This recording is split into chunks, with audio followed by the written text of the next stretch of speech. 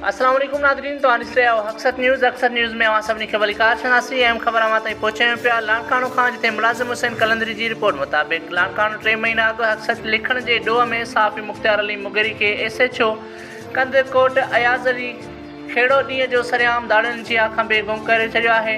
कंदकोट में 5 kilo church जो कूड़ो केस दाख़िल करे जेल मोकिले छॾियो आहे, जंहिं वटि साफ़ियुनि पारां वक़्त बे एहतजाज थी रहियो आहे ऐं थियनि पिया हिन महिल ताईं कंहिंखे बि आला अदारे नोटिस न आहे वरितो।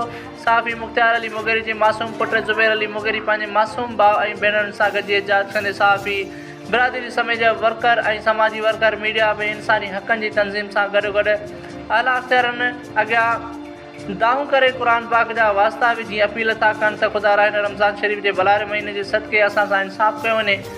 SHO अयाज़ खेड़ो असां सां ज़ुल्म कयो आहे। बिना जवाज़ हक़ सच लिखण जे ॾोह में एॾी वॾी नाजाइज़ी करे मुंहिंजे वालिद खे 5 किलो चर्च जे कूड़े केस में जेल मोकिले छॾियो आहे। मासूम नींगर ज़ुबैर अली मुगरी आला अदलिया खे इंसाफ़ जी अपील कंदे चयो त भले साफ़ शफ़ाफ़ इंक्वायरी कराए वञे त SHO जे ज़ुल्म जी ख़बर पइजी वेंदी।